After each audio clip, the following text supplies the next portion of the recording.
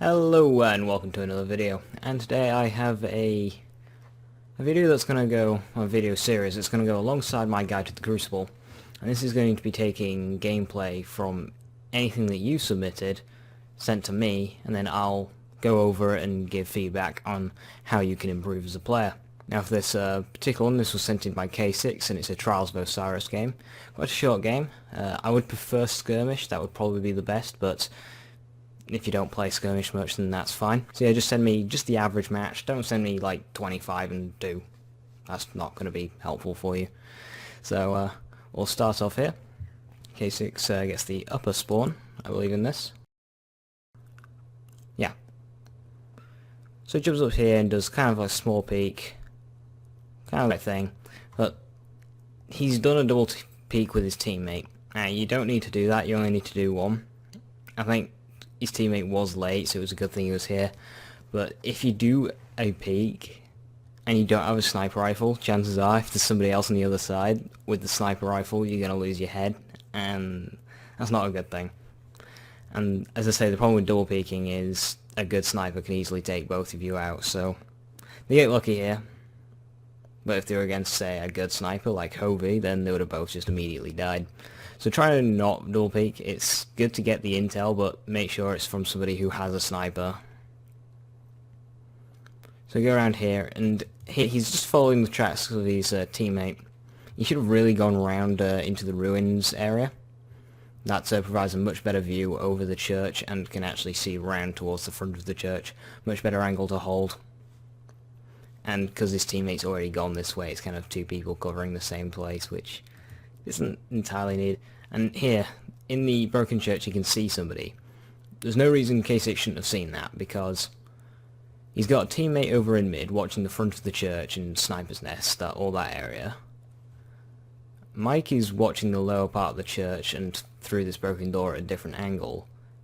KillerSix had no reason to not be looking at this broken door. So he should have been able to see that person, but instead he ended up missing it.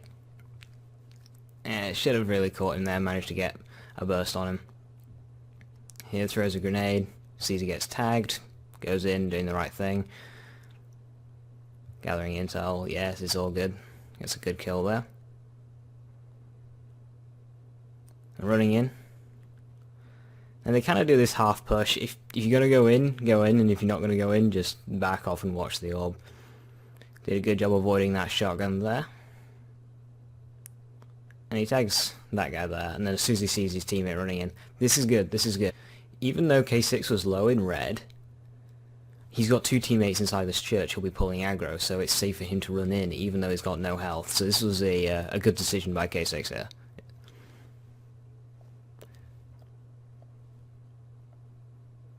So this is going to be less on one-on-one fights and engagements, but more on the decision making, so if I could talk. Just because it's a Trials of Osiris game and it's a very short particular one. Again, they do this double peek. Don't need to repeat what I said. That shot's not going to really do much for the team, so. And then here again, doing the right thing. Charging down mid, I'd never suggest it, but because his sniper's got that kill and is able to watch the body, then there's no reason not to run in. A little bit reckless considering it was a 2-on-2 going into that. If the sniper had picked up 2 kills, then yeah, running reckless. I think if they should have taken it a bit more cautiously, especially if they're up against, you know, tougher enemies. The people they're up against right now isn't that amazing, you know, they 5-0 them, and I think if they were playing more skilled players, it may not have gone so. Also here, when they both jumped onto this platform area, to go into this fight, they both did it in the same time, the same place, and this is the result. We've got KillerSix staring in the back of his teammate's head with 6 bullets in the clip. It's one of the worst places to be, because right now, to the other team, it's a 2v1, and as soon as they killed KillerSix's teammate here, they just have somebody else to kill who's a bit disoriented, doesn't quite know where to shoot, and it's just an easy double kill for them. As I say, they're not up against the amazing, like the best players ever, but try not to keep stumbling over your teammates. If you're going to jump in to attack somebody, watch where your teammates are. So what K6 could have done is jump back on the staircase that leads into the building where Sniper's Nest is and thrown a grenade or just shot over the wall there. His teammate in front of him could have gone further along the wall and jumped up further on and been right next to the other team from nice sneak attack melees. But right here, right next to each other, right behind one another, just blocking the shots, and it's not just gonna go well. I managed to get the double melee there, but this round ends up being a one-on-one down to Mike, which it really didn't need to be. They could have done that quite cleanly. So that was an unnecessary death. So now we're going to this round. Round 3. And again, he's going down both this way. Somebody needs to go Ruins area. Two people covering the same angle doesn't quite work out well. Now I put here as if they want to try and trap this other team in the church. Going along this wall, if you're trying to trap them in the church, is not a good thing to do. Having somebody in Ruins so they can watch the lower entrance and just into the door as well as the front entrance, having somebody in Sniper's Nest just stopping them from coming out the front entrance, and then having somebody on the staircase. This is just a 3-man spread setup which can really lock people down inside this church. They can't get out without being seen or shot at, and each door has about 2 people who can see it, so it doesn't end well for the team inside the church. So running along this wall, not the right thing to do. However, what their other team does is just run out across, and even if they had one person ruined and one person on the staircase, it would have just been as much of a slaughter as well. So right now, yeah, it's just a nice clean wipe. So it works out for them, just the fact that the other team went straight out towards Ruins into the open when they were slow to get there, so that didn't quite end well. So here we got heavy ammo. Now, on a heavy ammo round on Trials of Osiris, or in any game mode, there's 2 plays that you can make that will help your team and help you. Go and grab heavy ammo, or go and stop them from grabbing heavy ammo. Now in Trials of Osiris, you don't need to stop them from picking up heavy ammo. You just need to delay them so whoever is picking up your heavy can get over there to kill them before they've picked it up.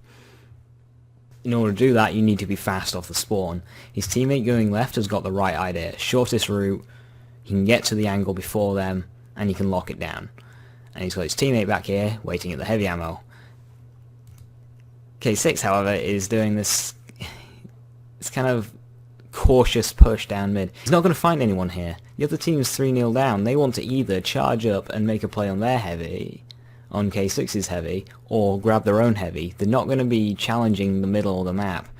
So K6 ends up being caught in a really awkward spot of running down this suicidal path as the heavy ammo pops up.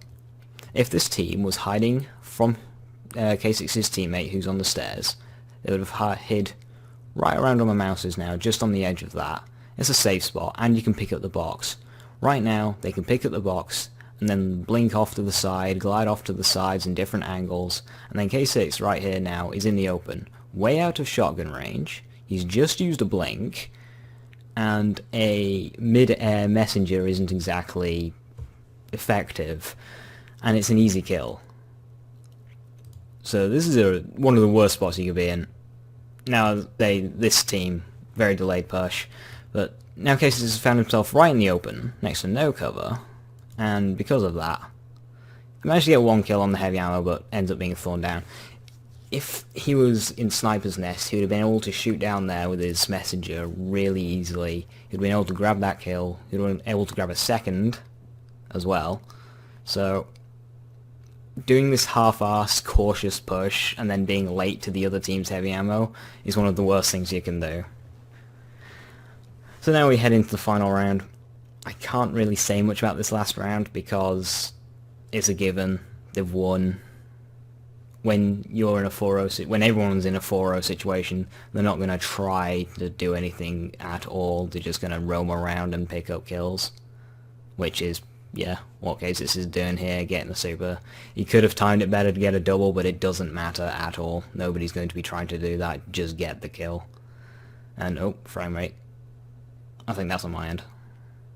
And there. So the game ends there. They make a good call in comms, like watch out for self-reses, but when you win 5-0, you don't particularly need to worry out for that. So yeah, just a couple of things. He did a couple of right things, like being aggressive after his sniper got the kill, being aggressive into the church even though he was low, just because his teammates were there pulling aggro in when they outnumbered them.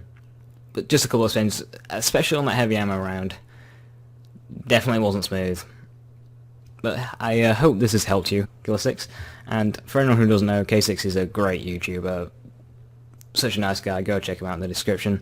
And if you want me to give any feedback on your gameplay, just send me it on Twitter, YouTube messages. I'll throw an email in the description if you want to send it there. Preferably give me a direct download, say Mediafire, Google Drive. Google Drive is probably one of your easiest, best bets for that. If you really want to do YouTube, then yeah, but the quality is not going to be pretty, and I'd rather not, because YouTube compresses it. Google Drive would be much better. But anyway, that's that out of the way. Thank you for watching, and I'll see you next time.